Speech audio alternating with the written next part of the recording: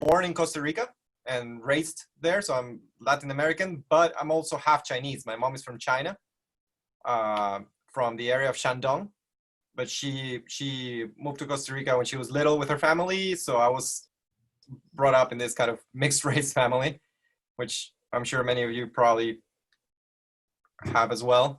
And I moved to the US to study at North Texas, which is in Denton, Texas, is a little bit north of Dallas, when I was 18, because I wanted to study jazz. My parents are both musicians professionally, but they're very classical musicians. And I hear. So when I wanted to go to college, I wanted to do something a little bit different because I grew up going to the conservatory and everything there in Costa Rica. So I applied for a bunch of universities. My dream was to go to either New York, Boston, or LA, and I applied to several of them. But I got admitted, but I didn't get any scholarships that were significant enough. So I ended up having to go to Texas, but it ended up being really nice because Texas offered me a much better scholarship with room and board and everything. So I went to North Texas and I did a degree in jazz. So I graduated with a degree in jazz guitar. And then before graduating, it's just a little snippet, I did 2 tours as a guitarist with Demi Lovato. Because at the time, Demi was in Dallas, where she's originally from. So they were auditioning people in Dallas, and Hollywood Records had an open audition, and I ended up booking it. So I did 2 tours with Demi, and through that, I ended up becoming very close friends with the drummer of the band, who used to work a lot in film music. So that's kind of the segue into how I got introduced to the world of film music, which I was very fascinated about, but I just had no clue how to get into. So he used to play a lot of sessions here in LA. He was based in LA because he was also the music director of the tour. And he just kept kind of fostering this interest in me into eventually moving to LA. So on my 4th year in college, I decided to move to LA and see what happens. And to make the story a little bit shorter, after doing a few sessions as a guitarist, just recording sessions, I ended up subbing, like doing a substitute gig for a recording session for Hans Zimmer, who's a very famous film composer. And that changed my life basically, because I went there to substitute another guitarist that was originally hired that had a car accident. He was fine, thankfully, but he had a car accident. He couldn't make the session. I was new in town, but I knew how to read music and had, some experience. So they called me up and they said, can you be at Sony in an hour and just read the charts? And I just said yes. I didn't even know what I was going into. Walked in, and it was Hans Zimmer, who was already one of my heroes. And I was like, oh my God, I got super nervous, but thankfully the session went really well. And after that session, he asked me if I knew how to play Brazilian music, because he was working on a movie called It's Complicated. It's a little bit old, so I don't know if any of you have watched it, but it's a comedy. And It's Complicated needed a lot of guitars, like acoustic guitars. And funny enough, I had been working part-time at Fogo de Chao, which is a Brazilian restaurant. I was playing bossa novas like every Tuesday and Thursday. So he asked me that, and I was like, yes, I literally do that every Tuesday and Thursday. So he told me to go by his studio the next week, and I ended up working with him for almost 3 years. So that's kind of how I got the start. I ended up working mostly with another composer called Klaus Badelt, who is most famous for Pirates of the Caribbean. But Klaus also is from the Hans Zimmer camp because they co-wrote the score for Gladiator. So I became Klaus's assistant, basically. So Klaus is a German composer, and they ended up sponsoring my visa initially. And yeah, it's been 10 years now, 11 years. So I look a little bit younger than I am. I'm 32. But people think I'm like 25, but yeah. Trust me, my friend, just run with it. As you get older, you're going to be like, yes, people think I'm 25. Take it. It's fine, right? Yeah. No, it happened several times that people say like, how was that 12 years ago? But yeah, 12 years ago, I was 20, so. Well, I want to break down a couple things because you hit on so many points that we've been talking about. So I want to kind of back up a step. So in college, you got this like open call, right? And how did you get that? How did that come to you? It's funny, but my guitar teacher at North Texas told me about it, and he said you should just try it because it's good experience. Just it'll make you nervous, but it's what the real world is about. So you should just sign up and do it. And he told that to everyone in our class, and I was the only one who actually did it because you had to drive to Dallas to do it, and I was in Denton, which was about an hour and a half north. And our class was small; it was like 8 guitar players, but it was on a weekend, and I guess everybody was just kind of in college mode. And I thought it was interesting. I didn't even know it was Demi Lovato. I just thought it was an open call for Hollywood Records for whatever it was. And I signed up for it, and I drove down. And then when I got there, they told me it was Demi Lovato. But back then, she wasn't that famous. The name kind of rung a bell. It was 2007. So it was right before she had released anything. She was just on some like TV show, but she wasn't an artist yet. And then she wasn't there either. It was just like, this is the artist we're doing, and these are the songs. You have 2 hours to learn them and play them back, basically. And I did it, and then to my surprise, like 2 weeks later, they asked for a callback. They wanted to see if I was available to go back to Dallas and actually meet the rest of the band. And that was how I ended up. It was me and like 2 other people by then. We were kind of finalists. And we played with the band. We had like little interviews with everyone to make sure like if the drummer kind of liked you or whatever. And then, yeah, I was basically offered the gig a little bit later. I love that because, what we've talked about a lot with our students is like, I can't want it more than you, right? I can open up the door, but you've got to walk through. You've got to get up. You've got to drive. You've got to go to that audition. You got to go to that meeting. You have to be at class on time to meet the person. Like, my job as a manager in my real life is open doors, but I can't make the client walk through and get that job. They have to do the work, right? Absolutely. And your teacher opened the door, but you showed up, you got in your car, you drove, right? You've got to want it more than anyone else. Yeah, and it was, it was also, to mix it up, it was also finals week. And I think that was one of the reasons why so many of my classmates didn't go, because everybody was kind of too busy with school, and I was too. I mean, finals week was no joke there, but I just thought it was really important to do it. I had no expectations at that time. I just thought it was great that a record label that was actually like legit was opening auditions, and I just wanted to check it out. But I ended up booking it. It was 2 small tours. It was not like Madison Square Garden. Demi Lovato was not who she is today. It's just cool that she became famous, and now when I throw the name, everybody's like, "Ooh!" But we were playing like. So you made her famous. That's the takeaway from this talk. Yeah, basically that's what I'm here to tell you guys. Is Just checking. Yeah. No, I love that story because I think that's a really important lesson that you instinctively knew. You got to walk through the door yourself, right? You got to take that opportunity. If someone gives it to you, you show up and you do the thing because you wanted it. Right. Yeah. And exactly, people can only do so much for you. And even the most, the biggest mentors that you have, they can only show you up to, I don't know, 10% or 20% in the large scope of things. And then the rest, it's up to you to fill up all the gaps. So I love that. So let's talk about, so you got to LA. Did you know anyone? Did you have some connections? Literally zero besides, I knew the drummer from the band from Demi Lovato, but he had just moved to Nashville. So he was gone. He was the one who told me a little bit about LA and how everything worked out. But after the 2 tours, he was moving to Nashville with his family. So I got here, I didn't have anyone. All I knew was a classmate of my brother from Costa Rica that was working for Bank of America in Pasadena. And he allowed me to crash in his couch for like a month, which was amazing. But he was just a Costa Rican guy that went to high school with my brother in Costa Rica and he had moved to the US like 5 years before and was working at Bank of America, but he had nothing to do with music. So I came in completely solo, but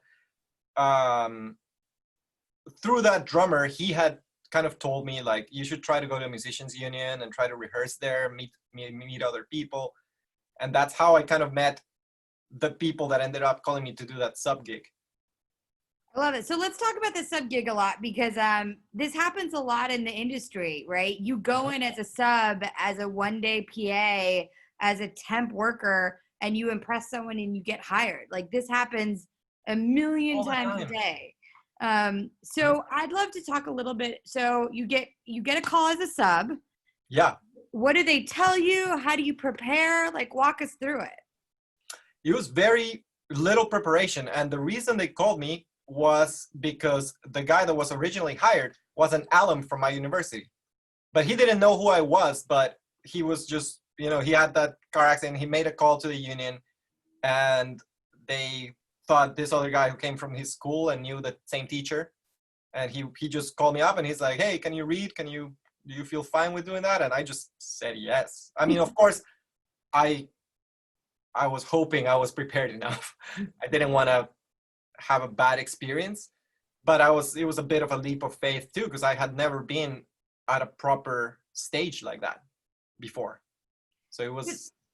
But that's kind of what we talked to a lot of our students about. Like you're most likely going to get your first jobs from your classmates on this call. Yes, it's so likely. And out of my colleagues now, I mean, I work at a studio that I share with 4 other people. I mean, we all have our own rooms, but we share the kitchen area and stuff. And all of them have a fairly similar story as to how they started in doing what we do. Not the touring stuff, but at least the fact that they all started as some sort of assistant that had some really difficult task and they figured it out. And then they got called back to do it again.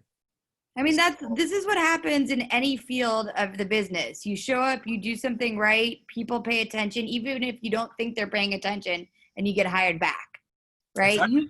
You might not think we're looking, but we're looking, right? We know who's asking a smart question. We know who's on time. We know who's paying attention, like that, and you'll get called back. Exactly. Yeah, I think the most important thing is to, while you're young and learning, just to learn as much as you can to be ready for it. But at some point, you're gonna have to just jump into something that you might not be completely comfortable with. But if you're prepared enough and you want it enough, you'll figure it out, and then hopefully people will notice, and eventually they will. You mean almost like jumping in and developing and shooting and post 5 short films in 3 weeks, like that kind of jumping in? Basically, yeah. So I want to talk about kind of like, I know you were mentored by Klaus, but I'd love it if you could talk about like the first gig you got like on your own, not as kind of the assistant composer, associate composer. Yeah. Assistant composer, yeah. Yeah. Or additional composer. Yeah. I was like, I don't know, guys. So talk to me about like that first thing you got on your own, and kind of walk us through that story and how you kind of felt ready to take that moment and kind of make that leap. Yeah. Well, like I said, I was an additional composer with Klaus for about 2.5 years. So we did a good amount of movies where I was just an additional writer. And in those movies, sometimes there might be 2 or 3. So it's like Klaus and then 2 or 3 other people that are helping him. So I was in that position for a while. And then through one of those, and again, it's something that is probably quite likely to happen to most of you, an assistant of one of the directors was shooting some commercials. And he landed a commercial campaign with Pepsi. And we met because he was the assistant of Michael Hafstrom, who's a fairly big director. He directed their older movies, but 1408 is like an apartment movie with John Cusack and stuff. I think lately he did one with Anthony Hopkins. It has like a really creepy poster. But anyways, it's like a mainstream director from Sweden. And Michael's assistant, Andrew, was also a director, but he was the assistant in the movies I worked on when I was an assistant. And he was the director for that campaign for Pepsi. So he gave me a call and he's basically said, he's like, do you want to do this on your own. Like, it's just a series of commercials. And it wasn't a huge gig, but it was enough that it was mine now. And after that, it just kind of gave me the confidence to just try to really start developing my name. I was quite young. I was probably 22 or 23, something like that by that time. And I just started, redoing my website and trying to have people see me as Daniel and not just as Klaus's Daniel, So it took a little while. It took a couple of years. And then, but yeah, a lot of my start was in commercials. And actually, Raj. Yeah, dude. Talk to you guys. He saved us. Framework, we would not have shot without Raj. He's amazing. Amazing. So, well, that's the reason I'm here talking today, is because I saw Raj posting about this. And Raj gave me several of some of my first gigs when I was solo, because Raj has Framework and they need music all the time. And we have provided, meaning me and Jack, who's another composer I work with a lot, we have done a ton of their spots for trailers, for all kinds of stuff. So companies like Raj, there's like 4 or 5 of them that I've worked with that are just like advertising. It's not an ad agency, but like a production company. Commercial production house. Yeah, commercial production, exactly. Things like that. I got my start with a lot of things like that, and then started moving into longer form. I love that. Like, I think, and we've talked about this a lot for everyone in your class, people want to work with good people over and over and over and over again, right? So once you get in and do a good job, you're more likely than not to keep getting hired. Like, that's just the way the business works, right? Absolutely. And it looks very far initially because you have no clue how to get there, but it kind of starts explaining itself as you just dive in, like, and more people start popping up that you met at a shoot or that you met at some meeting. Or like maybe in your Film2Future class with your 25 other students, you mean maybe like that? Especially people that have the same kind of goals and the same direction. So I'd love to kind of switch topics a little bit and kind of talk on the actual composing side, because I think we have some budding composing students in our class, right? Victor and Kristen. And so how do you get a script? Do you get a cut? Like, how early do you come into the process, and walk us through like how you get creative if someone calls you up and say, hey, Daniel, I want you to do this. And like, you've got like 3 days. It's honestly, there's both. Like probably the same as for people when they shoot, it's the same. So you have experiences where it's an emergency and you get called on something and you just have to knock it out, sometimes in an afternoon, to just get something done and out. Maybe not the final, but a demo. And a story like that I have, not to be throwing names, but I did the end credits song for a movie that Jodie Foster directed called Money Monster. Mm-hmm. And it was the quickest, it's still one of the credits I use. And it was one of the quickest gigs I've ever had. It was like 2 days from beginning to end, because they had an end credit song. I don't know the full story, but apparently they worked with this end credit song for like 3 months. And then somehow someone realized the artist was in some sort of issue with like domestic abuse or something. So they had to pull it out because the studio was not okay with having that song for understandable reasons. So they took it out, but there were like 3 days before the dub, which is the day where production closes, basically. And they needed a replacement of the song. They didn't want something super far, but it couldn't be too close either because of copyright things. So they basically send me the song and they say, do you want to do a demo and send us over whatever you can, but you have until the end of tonight. And it was like 5 p.m. already. And I just stayed up super late. I sent them something at like 2 a.m. And I woke up to an email saying, Jodie loves yours. We're going with it. So the next day I met up Jodie Foster, which was pretty insane. And they scheduled a recording session for like basic instruments that same afternoon. And we mixed it. And the next day that song made it into the dub. And 3 weeks later, it was in theaters. So that's one of the craziest stories I have. and it's completely the opposite of, for example, what I'm working on now. Now I'm working on a project that I actually can say it here. I asked them if it's okay, but it's a Marvel show. Yes. That I'm scoring now. So I'm super excited about it. It's the biggest thing I've done so far. Thank you. And it's the complete opposite. We're very early on. The show is not going to come out until probably the summer of 2021. And it's an animated show, but it's the first animated show by Marvel Studios. Wait, is it MODOK? Yes, exactly. So My client Ali Maki is on it. Oh, no way. It's MODOK. Yes, exactly. Yes. And he's working with it. That's funny. Oh, that's so funny. The world is very small, guys. Yeah. Who's Ali Maki? What is... I have to look it up. It's somewhere in my emails what character she plays, but that's hilarious. I think it's either I think I might even have two clients on it. Is Ben Schwartz also on it?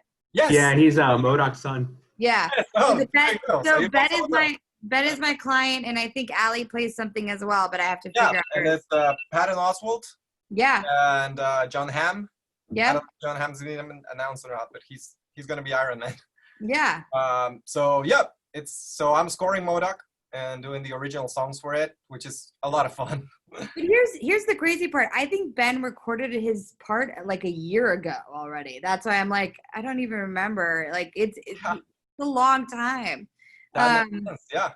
I mean, it makes sense because we are now finally on animation. Yeah. It's really cool. I mean, the show is silly and it's a comedy, like adult comedy, but visually it's stunning. It's very different to anything I've seen before. So, but it's been a really long process. Like I've been on this thing since like February, and we're not even halfway done.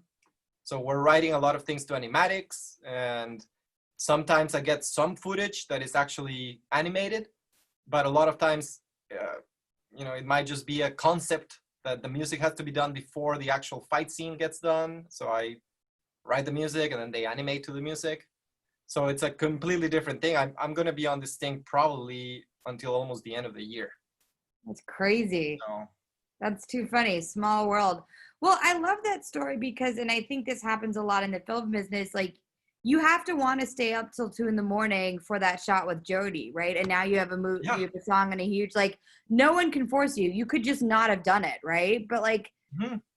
For sure, it was just a demo. And I know a lot of people were, I don't know how many, but sometimes you get discouraged because you get that and you're like, but it's probably going to be 30 people. And I don't know if they're even listening to it, but you just have to take the shot. It's true. It's especially in LA and with our industry, probably 20, 30 people might have done it as well, but that doesn't mean you don't have a chance. Like, your chance is just as good as anyone else's. So I think that's something pretty important to keep in mind, to not be discouraged. Because I think one of the things I've seen the most, at least in what I do, but also friends that do other things like cinematography and all kinds of things, is if you get discouraged and you go down and you don't want to keep going, that's how you don't get anywhere. But most people that just kept going and going and going and get super excited every single time, even though you get hit on the face and you just wake up the next day and do it again and again and again, most of them are working. I don't think I can think of anyone like that I've known for 5-6 years that have not had an interesting gig, at least like something cool that now they can use as a calling card. The only ones I know is they haven't been doing it for long enough, maybe. No, it's so true. It's like I say to my clients all the time, who knows if you'll get a home run, but I do know if you don't step up to the plate, you will never get a home run. There's a 0% chance if you never step up to the plate. Yeah. There's a 50% chance if you step up the plate because at least you're on the plate, right? Exactly. You're at least swinging. Yeah. By the way, I know very little about baseball, so that almost worked. I'm not a specialist either, but. Yeah. So I want to open it up for questions. I feel like Victor's got a question ready. He's like bopping at the seams. So I'm going to open it up to you guys. Victor, do you want to jump in here? I think I had a question. Well, first is a silly question. What are the guitars in your back, in the background? Oh, no, that's not silly. I can talk about that for hours.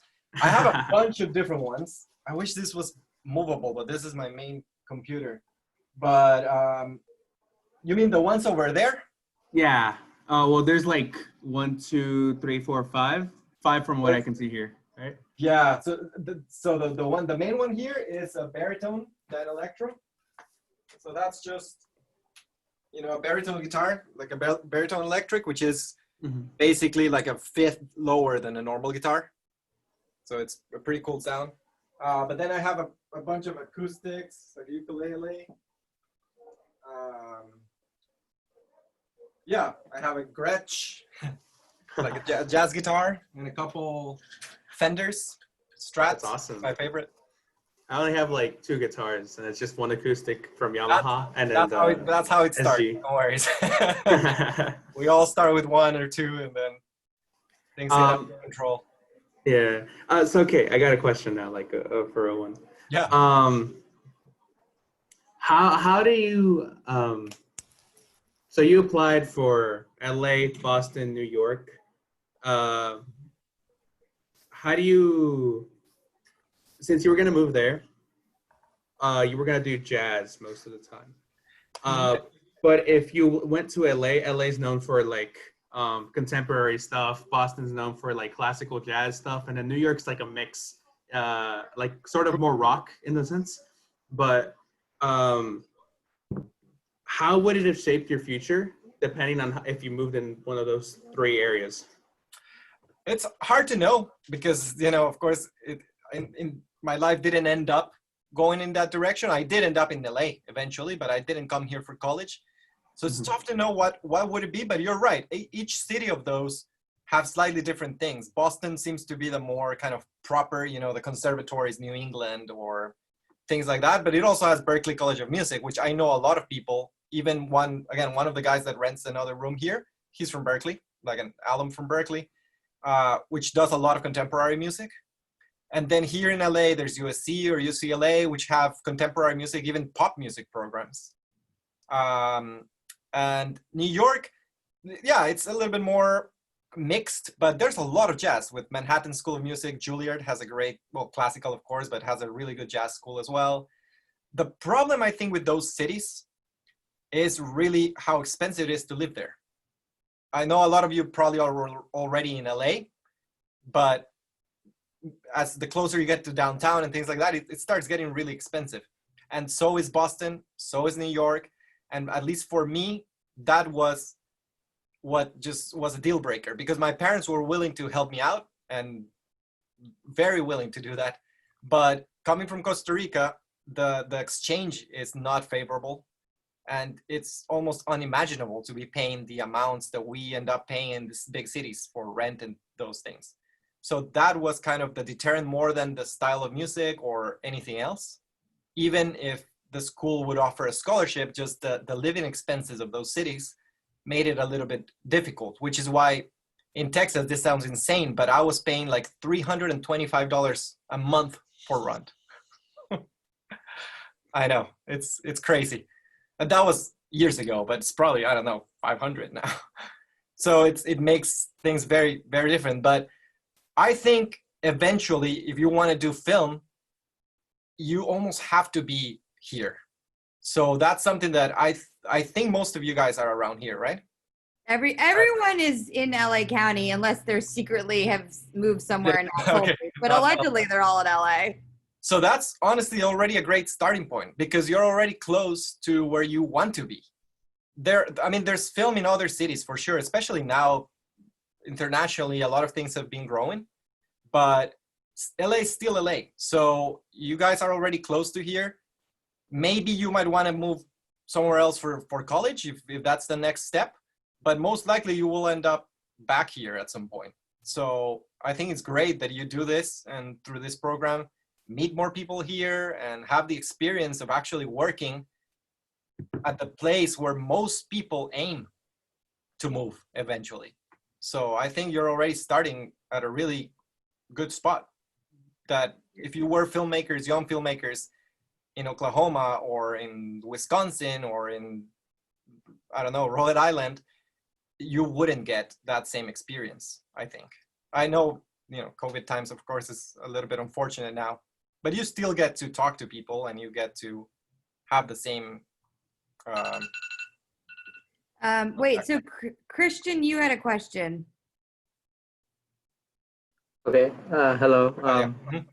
So as someone who like practices different instruments for years, what is your advice to someone who was like really scared to like show themselves off to the world? Like I wanted to compose stuff. I'm starting to learn, and I'm really scared. I'm afraid that I'm not gonna do well in the future because I'm not good at composing, and I just want your advice on like people like those. Well, first of all, I think that's the start, is to take that idea out of your head, whatever way you can, because it simply isn't true. I mean, I haven't heard anything that you've done, but I can assure you it's probably a lot better than you think it is, because we're so hard on ourselves that I'm always double guessing a lot of the things that I do. And thankfully, other people have appreciated them in ways that maybe I wouldn't intend. I mean, I intend, but I wouldn't think. And that has happened many times. Of course, sometimes I've sent things and people are like, yeah, this is totally not what we were looking for. That happens too. But a lot of times they've loved something that I might not even think. I might have sent, like closing my eyes and pushing send. And they come back like, we love it. That's perfect. That's great. That has happened too. So I think sometimes we are the worst enemies to ourselves. And especially with those kind of ideas, like if you feed that, then you'll be stopping yourself before anyone else stops you, which is just not a good place to start. So I think the main thing is just trying to believe that it's good. Whatever you're doing, it's fine, and you have a voice, and other people will hear it. And I think you'll be surprised when other people come back to you and might tell you they love something that you yourself might think is subpar just simply because you wrote it. And the other thing too is sometimes something that I try to, when I have those same feelings, I try to kind of question, is I try really hard to look at it. If I hadn't written it, would I think it's good? And sometimes I do. And then I realize, why do I think it's not just because I did it? But if I try to think, like, if I just saw this, would I think it's terrible, or do I think it's actually working? And I do think it's working, so I send it out. Because sometimes we just think it's bad or it's not good enough because we know we did it. And it shouldn't be like that. But I think that's just part of the human condition, or at least the artistic people, We think something is great and the next day we think it's terrible. I think it's just normal for us. I also think, not to cut in Daniel, but like you can always start with a smaller group first, right? Like I work with my business partner Jesse, and sometimes I'll just be like to him, is this a crazy idea or is this a stupid idea? Like, you don't have to send it to Daniel first, right? You can work with your team and your friends and your crew and everyone you met in the class as like a first stop, right? You can have like a tiny group, before you send out to the bigger group. I do that all the time. Yeah, absolutely. And also, most people start with doing things that are not that great, because you have to start somewhere and get better through time. So if you're starting, like you mentioned that you haven't been doing this for very long, I think it's completely normal that it wouldn't be the best work you will eventually do, because you're only going to keep getting better and better. And when I look back at some things that I wrote 10 years ago, sometimes I'm horrified. I'm like, oh my God, I can't believe I was doing that. But that's fine. That kind of took me to where I am now. So I think it's okay to start at a place where it isn't perfect. And if you compare that to something you listen on Spotify by someone who's been doing it for 20 years, it's an unfair comparison. So it would be great if you could hear their first demos, and you might think yours are better. So because I think truth of the matter is, there's this idea of luck in the business, and there's no such thing. It's hard work meets preparation, right? And walking through that door, right? Right. So it's like if you're working hard on your craft, it will show, right? But it takes working hard on the craft. Mm-hmm. Yeah. And that's pretty much it. And I think as far as the confidence goes, it really is something you have to train yourself on, and just force yourself to grow out of it, and don't ever feel bad about it, because I think a lot of us go through that. And I'm pretty sure if you ask Christopher Nolan, well, I don't know Christopher Nolan, his ego might be a little bit big, but a lot of those like big directors, they might tell you the same, that when they were starting, they thought all their stuff was pretty bad. I know a lot of composers that are now huge and might have Oscars and everything, started at a place where they weren't so sure if what they were doing was good or not. And that's totally okay. It's just good to remind yourself, okay, I'm feeling this. It's normal that I'm feeling this, but it's not good for me. So let's keep going. Guys, if I could figure out how to transfer my first short film from VHS, I'd show it to you, because it's terrible. It is terrible. And I made it at your age, and man, is it bad. But you know what? You have to do the first one, right? You got to just keep moving. Got one. Yeah. Who else got questions? Dead silence. Also, Niaz, I'm a little hurt you didn't send me some Starbucks, but that's cool. I'm not jealous at all or anything. Well, here's what we're going to do now, and this is going to take a second of coordination, Daniel, and thank you for being patient with our schedule. Yeah. There are 3 groups who are want kind of original composer music, and they have some composer in mind, but as we've talked many a times, having a plan A, B, C, D, E, F, G is important. Yeah. So what we're going to do is split everyone into groups. And then if you have time to hang out with us, I'm going to throw you in different rooms with the directors who are talking to composers, but I would love them to talk to you as a backup plan. Yeah, for sure. Just to see what they're already working, or who knows? But yes, Right, okay. we've got some people with composer friends, but you know, having a backup plan, you know, I think talking to you would be very helpful, because, and you know this, as like you said, a song could not work out at the last minute. It happens all the time. Yeah, for sure. Every day of the week, something like that happens. So, Daniel, this was so great. And I have to say, in a total aside, Costa Rica is my favorite place in the world, but that's another aside. I love it too. It was great growing up there. It's just not perfect for what we do. Like, no. as far as industry goes, it's very non-existent, pretty much.